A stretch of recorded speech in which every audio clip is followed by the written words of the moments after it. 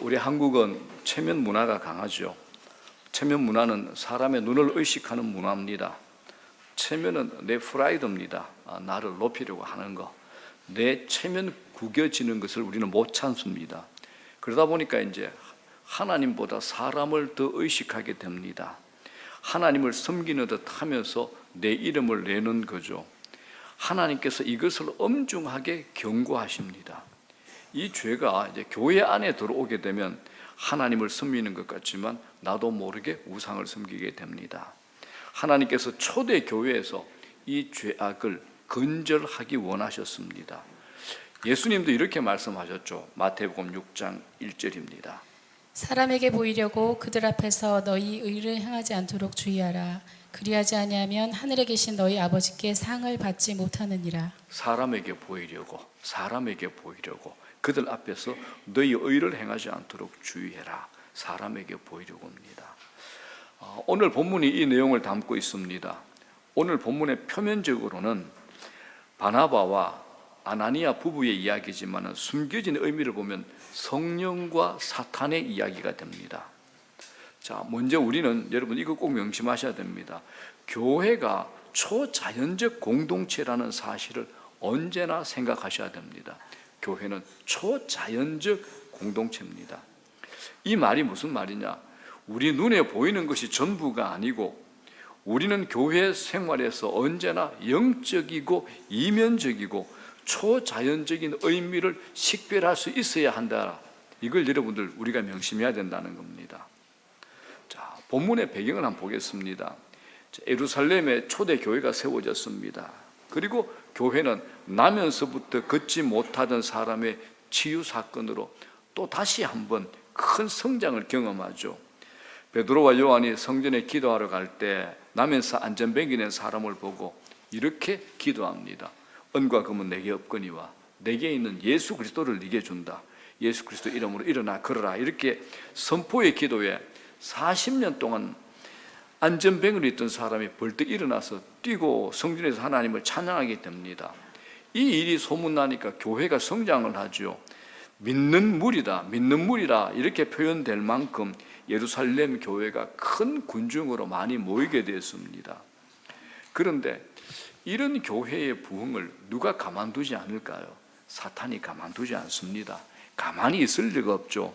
부흥의 불이 붙은 이때 이스라엘의 최고 의결기관 산헤드린 공회로부터 야 너희들 교회는 예수 이름으로 말하지 마. 예수 이름으로 말하면 안 되라고 협박을 받게 됩니다. 이게 드러난 것은 산헤드린 공회의 협박이었지만 그 속을 들여다보면 교회를 무너뜨리는 사탄의 밖으로부터 외부의 공격이었습니다. 그런데 이들의 공격이 실패합니다. 사도들과 교인들은 이 협박을 전혀 두려워하지 않았고 성령의 충만을 받아 담대히 하나님 말씀을 전했기 때문입니다. 그래서 4장 33절에 이렇게 설명합니다. 사도들이 큰 권능으로 주 예수의 부활을 증언하니 무리가 큰 은혜를 받았다라고 말합니다. 이것만이 아닙니다. 큰 무리는 한 마음과 한 뜻이 됐습니다. 하나의 정체성을 가지게 됐죠. 복음의 정인으로서 하나의 목적을 소유하는 공동체가 된 겁니다. 이건 요한복음에 나타난 요한복음 17장 주님의 대제사장 기도의 기도문의 응답이기도 합니다. 아버지여, 아버지께서 내 안에 내가 아버지 안에 있는 것 같이 그들도 다 하나가 되어 우리 안에 있게 하사. 그들도 다 하나가 되어 우리 안에 있게 하사. 우리가 다 하나가 되어서 거룩한 성부, 성자, 성령 연합의 삼일체 하나님 안에 들어가 있다는 겁니다. 이것처럼 오늘의 사도행전은 오순절 성령 강림의 결과로 교회가 성령 안에서 초자연적으로 영적인 공동체를 이루었다라고 기록하고 있습니다. 그들은 서로의 물건을 통용했죠. 자기 재물을 자기 것이라고 말하는 사람이 한 사람도 없었습니다. 이건 사람들이 의도적으로 만들어낸 실험적인 모델이 아니라 성령 충만의 결과였습니다. 성령 충만은 성령님께서 지배하시는 상태를 가져오죠. 그들의 마음이 성령의 지배를 받게 되자 나타난 근본적인 변화가 있습니다. 자기 것을 자기 것이라 하지 않는다는 겁니다.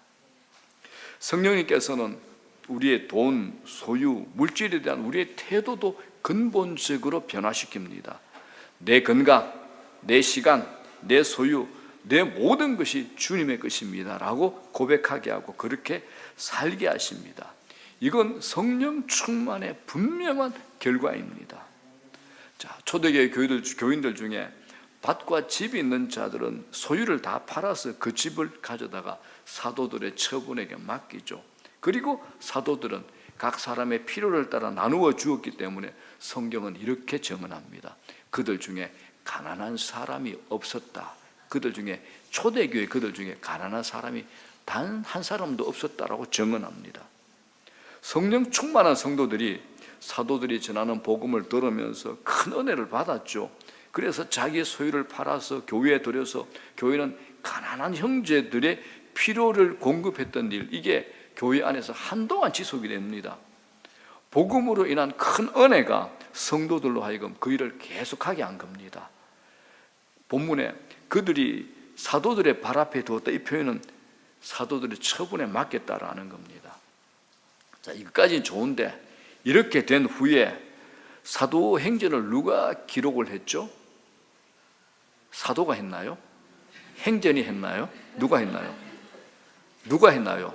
누가가 했죠, 그죠? 자, 누가 직업이 뭡니까? 누가복음을 기록한 자도 누가고 사도행전을 기록한 자도 누가입니다. 누가의 직업이 뭔가요? 의사죠. 사도행전의 저희자 의사는 성령 충만한 예루살렘 교회에서 일어난 대조적인 두 케이스를 우리에게 지금 소개합니다. 하나는 아주 아름다운 이야기, 또 다른 하나는 아주 악하고 추한 이야기입니다. 그래서 저자 누가는 초대교회 선교에서 대단한 역할을 감당하게 될 인물을 소개하는데 그 사람이 누굽니까? 바나바입니다. 자, 우리가 오늘 읽은 사도행전 5장 아나니아와 삽비라 이야기 바로 전에 4장 마지막 절에 바나바를 이렇게 소개합니다. 자, 36절, 37절. 구브로에서 난 레위족 사람이 있으니 이름은 요셉이라. 사도들이 일컬어 바나바라, 번역하면 위로의 아들이라 하니 그가 밭이 있음에 팔아 그 값을 가지고 사도들의 발 앞에 두니라. 자, 이 표현대로 바나바는 구브로 출신의 레위인입니다. 레위인은 유복했죠. 교육을 받은 사람들입니다. 본래 이름은 유대인들에게 흔한 요셉이었는데 그래서였는지는 알 수 없지만 사도들은 그의 성품적인 특징을 지어내는 말로 바나바라는 별명을 붙여준 겁니다. 그는 많은 사람이 그랬듯이 자기가 가진 밭을 팔아 그 값을 사도들 발 앞에 갖다 주었죠. 모세 율법에 따르면 우리가 이런 걸 알잖아요. 레위인에게는 기업으로 땅이 주어지지 않았어요. 그런데 당시에는 이 율법 규정이 거의 사문화가 됐을 겁니다. 사라졌을 겁니다. 바나바의 이 이야기는 성령 충만한 성도들의 공동체가 보여주는 아름다운 한 헌신의 사례가 됩니다. 그런데 여기에 이어지는 오늘 우리가 읽었던 아나니아와 삽비라 이야기는 너무나도 대조되는 추하고 악한 사례가 됩니다.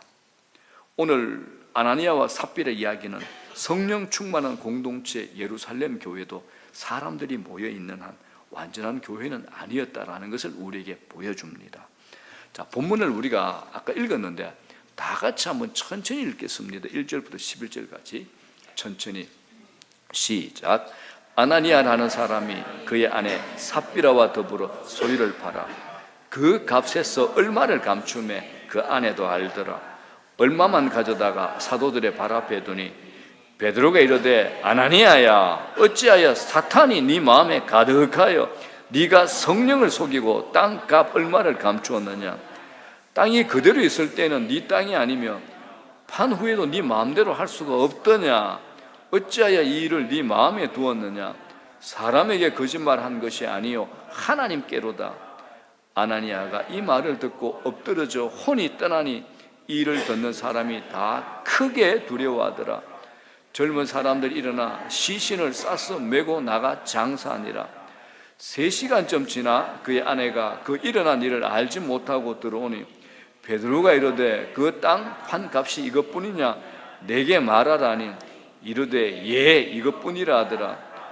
베드로가 이르되 너희가 어찌 함께 꾀하여 주의 영을 시험하려 하느냐. 보라, 네 남편을 장사하고 오는 사람들의 발이 문 앞에 이르렀으니 또 너를 메어 나가리라 하니 곧 그가 베드로의 발 앞에 엎드러져 혼이 떠나는지라. 젊은 사람들이 들어와 죽은 것을 보고 메어다가 그의 남편 곁에 장사하니 온 교회와 이 일을 듣는 사람들이 다 크게 두려워하느니라. 아멘. 자, 오늘의 이 이야기는 사탄이 밖으로부터의 공격에 실패하자 이제 안에서부터 교회를 허물려고 공격한다는 사실을 우리에게 보여줍니다. 아나니아와 삽비라는 예루살렘 교회에서 꽤 알려져 있는 무게가 있는 인물입니다. 리더였을 가능성이 높죠. 그들은 바나바 같은 인물이 교회 공동체 그리고 사도들의 인정을 받고 사람들의 칭찬을 듣는 것을 봤을 것이고 자기들 마음속에 어느 정도 부담과 압박감을 느꼈을 것 같습니다. 자, 1절 보겠습니다. 아나니아라는 사람이 그의 아내 삽비라와 더불어 소유를 팔아. 자, 우리 이 성경에는 빠져 있는데 헬라어 원어 성경을 보게 되면 앞의 내용과 대조를 이루는 그러나라는 접속으로 시작을 합니다. 그러나 원문을 읽으면 이렇죠. 그러나 아나니아라는 사람이 그의 아내 삽비라와 더불어 소유를 팔아. 여러분, 이 그러나 이 접속사가 붙어 있다는 것은 앞에 등장한 바나바와 같은 사람의 헌신적 드림과는 전혀 다른 사람을 소개하고 있음을 우리에게 암시하고 있죠. 그래서 누가는 제가 초반에 말씀드린 것처럼 밖으로부터 그 당시 정치적인 최고 의결기관 우리나라로 치르면 국회죠. 이런 사내들인 공격의 위협으로부터 이걸 누가가 설명을 했고 그런 공격에도 불구하고 교회는 성령 충만해져서 하나님의 백성답게 일어섰음을 보여주습니다. 그 가운데 누가 있죠? 바나바라는 인물이 있었습니다. 그런데 사탄은 여기에 끝내지 않고 이제는 안으로부터 교회를 공격합니다. 그게 누굽니까? 오늘의 아나니아와 삽비라랍니다. 그래서 누가가 그러나라는 접속사로 시작을 합니다. 바나바와는 달리 아나니아와 삽비라 같은 사람도 있었고 이들은 사탄이 자기들의 마음을 채우도록 허용함으로써 비참함에 이르게 되었다라고 성경은 우리에게 설명합니다. 이건 성령 충만을 입은 결과와는 정반대의 참혹한 결과입니다. 이 전체 맥락을 우리가 놓치지 말아야 되는 겁니다. 자, 아나니아와 삽비라. 자, 히브리 이름 아나니아는 이름은 기가 막힙니다. 여호와는 은혜로우시다. 이 의미입니다. 자, 삽비라. 아름다움이라는 의미를 가진 아람 이름입니다. 그런데 두 사람은 자기 이름처럼 살지 못했습니다. 자, 이 두 사람이 이제 공모를 하죠. 그들은 가진 땅을 팔았습니다. 남편 아나니아는 판값을 사도들의 밭 앞에 둡니다. 그들을 보면 이제 바나바하고 전혀 다를 게 없죠. 성경에는 나와 있지 않지만은 아나니아가 먼저 베드로에게 이렇게 말을 했을 겁니다. 이것이 저희가 땅을 판 값의 전부입니다. 이어지는 베드로의 말이 이 내용을 전제로 합니다. 3절 4절입니다. 베드로가 이르되 아나니아야 어찌하여 사탄이 네 마음에 가득하여 네가 성령을 속이고 땅값 얼마를 감추었느냐. 땅이 그대로 있을 때에는 네 땅이 아니며 판 후에도 네 마음대로 할 수가 없더냐. 어찌하여 이 일을 네 마음에 두었느냐. 사람에게 거짓말한 것이 아니요 하나님께로다. 자, 4절을 이게 이제 우리가 2000년 전에 고어체다 보니까 이걸 번역을 해도 약간 어렵습니다. 4절을 쉬운 말로 이렇습니다. 그 땅은 팔리기도 전에 그대의 것이 아니었소. 팔린 뒤에도 그대 마음대로 할 수 있었던 것이 아니요. 그런데 어찌하여 이런 일을 할 마음을 먹었소. 그대는 사람을 속인 게 아니라 하나님을 속인 것이요. 이 뜻이 됩니다. 베드로의 이 말에서 우리는 당시 예루살렘 교회에서 재산을 팔아서 헌금을 하는 것이 규칙이나 강제 규정이 아니었다라는 것을 우리가 알 수 있습니다. 그건 전적으로 자원하는 일이었습니다. 실제 여러분 예루살렘 교회에서 신실한 성도였던 마가의 어머니 있죠. 마리아가 여전히 자기 소유의 집을 가지고 있었음을 뒤에 보면 나옵니다. 그러니까 땅을 팔고 교회 전액을 바치든 그걸 교회가 그걸 가지고 가난한 사람도 나눠주게 되든 부분을 바치든 아예 바치지 않든 그건 전적으로 아나니아와 삽비라의 마음에 달린 문제였고 그건 부부의 자유였습니다. 그들이 일부만을 드렸더라도 그 자체로는 아주 훌륭한 일입니다. 그렇다면 아나니아가 왜 이런 거짓을 저질렀을까요? 표면적인 이유는 큰 명성을 얻고 싶은 욕심이었죠. 사람으로부터 또 사도들로부터 인정받고 싶은 겁니다. 그래서 최고의 신학자 존 스타트가 이렇게 얘기합니다. 아나니아와 삽비라가 돈을 낸 동기는 가난한 자들을 구제하기 위한 것이 아니라 그들의 자아를 살찌우기 위한 것이었다. 그들의 자아를 살찌우기 위한 것이었다. 얼마든지 자기 자신을 살찌우는 방식으로 행해지는 선행과 헌금이 가능하다라는 겁니다. 하지만 아나니아와 삽비라가 이런 거짓을 행한 감춰진 이유가 있습니다. 그건 사탄이 자기들의 마음을 채우도록 그들이 허용했기 때문입니다. 아나니아와 삽비라의 경우는 사탄 충만으로 설명이 가능합니다. 바나바는요, 성령 충만, 아나니아와 삽비라는 사탄 충만으로 설명이 가능합니다. 그래서 베드로가 3절에 이렇게 얘기하죠. 어찌하여 사탄이 네 마음에 가득하여, 어찌하여 사탄이 네 마음에 가득하여라고 질책을 하잖아요. 여기서 가득하여라는 이 단어는 성령 충만하다라고 할 때 그 단어와 같은 말뿌리가 됩니다. 여러분, 이건 사탄에 대한 책망이 아닙니다. 베드로는 왜 사탄이 네 마음을 채우도록 허락했느냐라고 아나니아를 책망하는 겁니다. 사탄이 아나니아 마음을 채웠습니다. 여러분, 마음은 한 사람의 의지를 움직이는 추진적 역할을 하는데 사탄이 그 마음을 채운 겁니다. 아나니아의 동기는 성령님도 아니고 하나님도 아니고 사탄이었던 겁니다. 아나니아는 사탄이 자기 마음을 채우도록 허락한 것에 대한 책임에서 자유롭지 못합니다.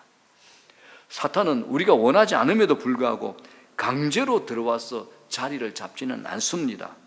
사탄이 어떻게 아나니아의 마음을 채웠겠습니까? 이 부분은 사도들과 예루살렘 공동체에서 자기들도 희생하며 헌신하는 신앙을 가진 사람들이다, 이 인상을 심어주고 싶었고 사람들의 인정과 칭찬을 받고 싶었던 겁니다. 그래서 거짓말하고 돈을 감춘 행위는 사탄이 그들의 마음을 채운 결과였습니다. 그들은 그 거짓말이 단지 리더인 사도와 교회를 속이는 것이 아니라 공동체에 임재하시는 성령님을 속이라는 것을 알아야 했습니다. 베드로는 아나니아에게 말하죠.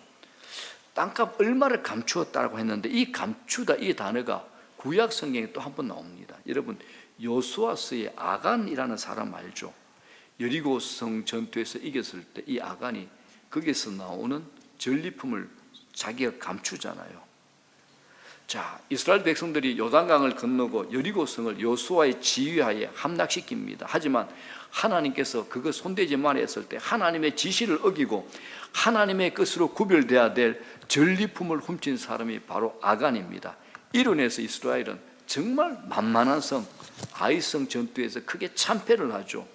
패배의 원인이 아간의 범죄 때문임이 밝혀집니다. 그래서 아간이 숨겼던 전리품들 다 가져와서 불사르고 아간과 그의 가족을 아골 골짜기에서 이스라엘 백성들이 돌로 처형하고 그곳에 돌 무덤을 쌓습니다. 이런 아간의 큰 죄하고 오늘 아나니아 부부의 죄를 성경은 같은 무게로 보고 있는 겁니다. 같은 무게로. 구약의 아간 사건이 어떤 사건입니까? 가나안에 입성한 구약교회 초기의 일입니다. 오늘의 아나니아와 삽비라 사건은요, 신학교회 초대의 일입니다. 이 두 사건이 하나님 나라의 승리를 막을 뻔했다는 점에서 비슷하죠. 구약의 아간과 신약의 아나니아의 죽음은 하나님의 심판입니다. 그 두 사람을 심판한 것은 베드로가 아니라 하나님이셨다는 겁니다. 자, 그리고 나서 이제 3시간쯤 지납니다. 이런 일이 일어날 것이라고 생각도 못했던, 상상도 못했던 아나니아의 아내 삽비라가 이제 들어옵니다. 큰 무리와 베드로 앞에 나타나죠. 삽비라가 생각했을 겁니다. 남편이 사도들에게 헌금을 전달했었기 때문에 교회 공동체는 이제 자기에게 감사한 마음을 전하고 막 박수를 쳐줄 거고 환영받았을 것이다, 이런 것을 기대하고 갔을 겁니다. 자, 7절에 뭐라 그럽니까? 3시간쯤 지나 그의 아내가 그 일어난 일을 알지 못하고 들어오니 그녀를 본 베드로가 이렇게 다시 되묻습니다. 8절. 베드로가 이르되 그 땅 판 값이 이것뿐이냐 내게 말하라. 베드로는 삽비라 그녀에게 돌이킬 기회를 주었지만 슬프게도 그녀는 남편처럼 거짓으로 대답합니다. 베드로가 너희가 어찌 함께 꾀하여 주의 영을 시험하느냐 하고 말하고 그녀가 죽임당할 것을 선언하자 그녀 역시 남편과 같이 적살을 당합니다. 베드로가 이르되 너희가 어찌 함께 꾀하여 주의 영을 시험하려 하느냐. 보라 네 남편을 장사하고 오는 사람들의 발이 문 앞에 이르렀으니 또 너를 메어 내가리라 하니 곧 그가 베드로의 발 앞에 엎드러져 혼이 떠나가는지라. 젊은 사람들이 들어와 죽은 것을 보고 메어다가 그의 남편 곁에 장사하니. 자, 사랑하는 여러분, 교회 안에 이 사건이 한번 일어났다고 생각해 보십시오. 이 사건이 예루살렘 교회를 얼어붙게 만들었습니다. 그렇게 따뜻하고 사랑이 넘치는 공동체 안에 하나님의 두려운 심판이 임한 거죠. 이게 5절과 14절을 보게 되면 두 번이나 큰 두려움이 발생했다라고 말합니다. 5절 11절. 아나니아가 이 말을 듣고 엎드러져 혼이 떠나니 이 일을 듣는 사람이 다 크게 두려워하더라. 온 교회와 이 일을 듣는 사람들이 다 크게 두려워하니라. 두 번이나 반복해서 성경이 기록한 것은 그 결과를 강조하려는 의도가 있습니다. 먼저 큰 두려움이 임한 대상은 교회였습니다. 아나니아와 삽비라에게 일어난 일은 누구에게도 벌어질 수 있는 일로 여겼기에 그 사실이 두려웠을 겁니다. 예루살렘 교회는 이 심판의 사건으로 죄를 혐오시하며 죄인을 심판하시는 거룩하신 하나님의 실존을 이제 눈앞에서 직면하게 된 겁니다. 두 사람이 죽어나갔으니까 얼마나 두려웠겠습니까? 공동체 전체에 강력한 메시지가 던져진 겁니다. 하나님의 심판에 매우 준엄했죠. 여러분, 하나님은 우리에게 거룩을 요구하십니다. 거룩은 교회의 정체성입니다. 하나님이 세상으로부터 구별하여 불러 모은 곳이 바로 우리들 교회입니다. 거룩을 훼손하는 이 사건을 하나님이 크게 다루고 계시는 겁니다. 아나니아와 삽비라는 초대교회가 이제 막 새로운 생명을 탄생하는 순간에 심각한 훼손을 가져올 만한 큰 사고를 치게 되죠. 하나님은 그걸 큰 죄로 다루신 겁니다. 자, 여러분 물어볼게요. 오늘 아나니아와 삽비라가 했던 이 방식이 세상에서는 문제가 되나요? 어때요? 여러분 회사에서 이런 방식이 문제가 되나요? 여러분 회사는 거룩한 회사입니까? 내가 경험한 거로는 이 세상과 교회는 이런 거 전혀 문제 안 됩니다. 그냥 박수를 받죠. 잘했다. 그나마 했으니까 칭찬받는다. 그죠? 이사한테 칭찬받고 사장한테 칭찬받습니다. 이건 세상에는 이런 게 아무 문제가 되지 않습니다. 세상은 위선을 다루지 않습니다. 그 사람의 속마음까지 알려고 하지 않습니다. 재산을 냈다. 그 자체로 칭송과 칭찬을 받을 만합니다. 그러나 신앙의 세계는 다릅니다. 신앙의 세계는 다릅니다. 하나님은 헌금의 액수를 보시는 분이 아니죠. 하나님 우리 주머니에 관심 없습니다. 우리 마음에 관심이 있습니다. 헌금은 여러분 하나님에게 하시는 겁니다. 헌금을 사람을 의식하지 마시기 바랍니다. 헌금을 통해 하나님께 우리 마음을 표현하는 겁니다. 액수 그 자체로 평가할 수는 없습니다. 액수는 언제나 상대적인 거죠. 예를 들어서 어떤 분이 100만 원 헌금했다 할 때 가난한 사람이 100만 원 낸 건 엄청난 겁니다. 그런데 큰 기업을 가진 분이 대기업의 사장이 100만 원 하는 것은 아무것도 아닐 수 있습니다. 하나님은 드린 돈보다 남은 것이 얼마인가를 보십니다. 예수님이 신약에 칭찬한 그 과부는 두렙돈이 전부였습니다. 정말 하찮은 금액이죠. 하나님이 이것처럼 우리 마음을 보십니다. 외적인 행위보다 우리 마음의 중심을 보신다는 겁니다. 오늘 이 심판은 하나님의 초자연적인 개입을 말하지 않고서는 설명될 수 없는 사건입니다. 이를 듣는 우리도 교회 안에서 우리가 마땅히 가져야 하는 큰 두려움을 가질 수 있기를 바랍니다. 자, 본문을 통해서 하나님께서 우리에게 주시는 교훈이 있을 겁니다. 우리에게 하시고 싶은 마음이 있을 겁니다. 첫 번째입니다. 교회를 대적하고 무너뜨리려는 사탄의 역사는 안팎으로 쉼없이 전개된다는 겁니다. 이건 쉼없이 전개됩니다. 여러분 구약 창세기 처음에 나오는 내용이 있죠. 에덴에서 하나님의 창조 세계를 누리던 아담과 하와가 선악을 알게 하는 선악과 열매를 따먹고 범죄하는 사건이 일어나잖아요. 이건 에덴에서 추방이라는 쓰리쓴 결과를 가져왔습니다. 그 죄값을 지금도 우리가 치르고 있잖아요. 그리고 이제 인류가 에덴에서 흩어진 뒤에 사람들은 각자 자기 눈에 들어오는 대로 막 다 행하죠. 이게 범죄가 시작되는 겁니다. 이게 노아의 홍수 심판으로 귀결됩니다. 그리고 출애굽의 구원 역사가 일어난 후에는 이스라엘 백성들이 하나님을 놓쳐버리고 금송아지를 섬기는 비극적인 우상 숭배 사건도 일어납니다. 또 있습니다. 시간이 흘러 우리가 제일 좋아하는 위대한 왕 다윗이 왕국을 이룬 이후에 밧세바의 간음, 그리고 그 범죄를 감추기 위해서 밧세바의 남편 우리아를 죽이는 살인 교사 사건을 일으키죠. 이런 모든 사건 이면에는 아나니아와 삽비라의 경우에서처럼 사탄이 사람의 마음을 채우는 일이 눈에 보이지 않지만 다 그 속에 감추어져 있는 겁니다. 사탄이 우리의 마음을 채우는 겁니다. 사랑하는 여러분, 그러므로 우리 교회 좋잖아요, 그죠? 그렇게 많은 사람은 아니지만은 우리 5일 동안 기도회 하면서 매일 저녁에 저녁 먹고 찬양하고 기도하고 마치 천상처럼 시간을 보내잖아요.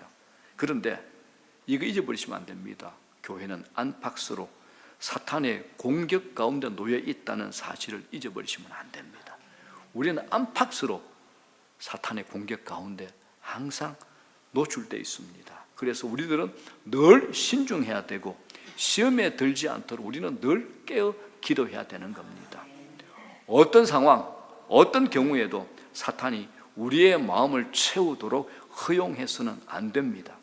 그건 교회를 허무는 결과를 초래하고 교회에 임재하시는 성령님을 대적하는 일이기 때문에 그렇습니다. 자, 두 번째입니다. 본문을 통해서 하나님께서 우리에게 주시는 교훈 두 번째, 성령님께서 교회에 임재하신다는 사실은 은혜가 되지만 또 심판도 동시에 있다는 것을 명심하셔야 됩니다.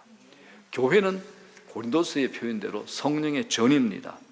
성령의 전이죠, 그죠? 이 점을 생각할 때 교회는 무조건적인 용서와 용납만 있어서는 안 된다라는 것을 여러분 기억하십시오. 교회는 믿음의 선배의 처음부터 내려오던 징계와 치리도 있어야 됩니다. 성령님은 거룩하신 하나님이십니다. 고린도 교회에서 성도들이 교회의 질서를 무너뜨림으로써 고린도서 11장 30절에 약한 자와 병든 자가 많고 잠자는 자도 적지 않았다, 이 말씀을 기억하셔야 됩니다. 자, 세 번째입니다. 성령 충만은 헌금과 물질의 문제에서도 드러납니다. 헌금은 여러분 신앙생활에서 중요한 행위 중에 하나입니다. 헌금을 통해서 우리의 신앙의 민낯이 그대로 드러날 수밖에 없습니다. 헌금이 뭡니까? 이건 물질의 문제입니다. 물질의 영역에서 하나님의 통치를 받고 있는가를 가장 잘 드러내는 게 어딜까요? 헌금 생활입니다. 내가 하나님의 통치를 받고 있는가, 물질조차도. 오늘날 우리는 돈이 우상의 자리에 앉아서 군림하고 있는 시대잖아요. 그래서 주님 뭐라 그럽니까? 너희들이 하나님과 돈을 겸하여 섬길 수 없다고 하는 겁니다. 아주 무서운 경고죠. 내가 물질이 아니라 하나님을 섬기는 사람, 이건 헌금을 통해서 드러납니다. 오늘 아나니아와 삽비라 부부는 하나님을 섬기는 게 아니라 돈을 섬겼습니다. 돈이 우상이었습니다. 여러분, 이거 한번 잘 생각해 보십시오. 우리가 죄를 다룰 때 내가 도둑질했다, 내 마음에 간음의 마음이 있었다, 내가 누굴 미워했다, 이건 우리가 크게 생각하는데 돈 문제에 대해서는 우리가 자신에 대해서 굉장히 관대합니다. 내가 내 돈을 쓰는 것이라는 합리화가 내 안에 있기 때문에 그렇습니다. 그런데 성경을 보게 되면, 예수님의 말씀을 보게 되면 어떤 죄보다 물질이라는 경고를 주님이 많이 하셨습니다. 예수 그리스도의 주 되심을 인정하는가, 아니면 물질이 나의 주인이 되었는가를 확실하게 보여주는 것이기 때문에 헌금을 할 때마다 자신의 영혼을 돌보셔야 됩니다. 그래서 이 헌금 문제로 높이 올라갔다가 떨어져 버린 사람이 한둘이 아닙니다. 그리스도만 보셔야 됩니다. 자, 네 번째입니다. 이 사탄의 충만은 그럴듯한 거짓 모조품들을 만들어냅니다. 이 모조품을 우리가 구별하기가 쉽지 않습니다. 우리는 아나니아와 삽비라가 참된 신자였는가? 이 궁금해지죠. 그런데 성경 원문을 보게 되면, 헬라 원문을 보게 되면 아나니아를 소개하는 사람 아네르라는 단어는 사도행전 안에서 주로 믿지 않는 사람을 새롭게 소개할 때 반복적으로 사용되는 단어였습니다. 아나니아와 삽비라는 교회에서 꽤 알려진 비중 있는 인물이라 할지라도 실제로는 복음에 공감하는 정도의 사람이었을 겁니다. 복음의 영향을 받지 않는 사람이었을 겁니다. 무엇보다도 사람의 영광을 하나님의 영광보다 더 사랑한 사람이었던 겁니다. 사람의 영광을 하나님의 영광보다 더 사랑하는 일은 심히 위험한 일입니다. 우리도 때로는 심각한 죄에 빠지는 경우가 있지만 참된 신자라면 회개함으로 돌이키잖아요. 자, 마지막 다섯 번째입니다. 이 아나니아와 삽비라의 사건은 하나님께서 교회 입구에 세워놓으신 경고 표지판입니다. 이 사건은 위험, 들어가지 마시오라는 경고판입니다. 1세기에 예루살렘 교회 입구에 세워진 그 표지판은 지금도 모든 교회 입구에 저렇게 써 있습니다.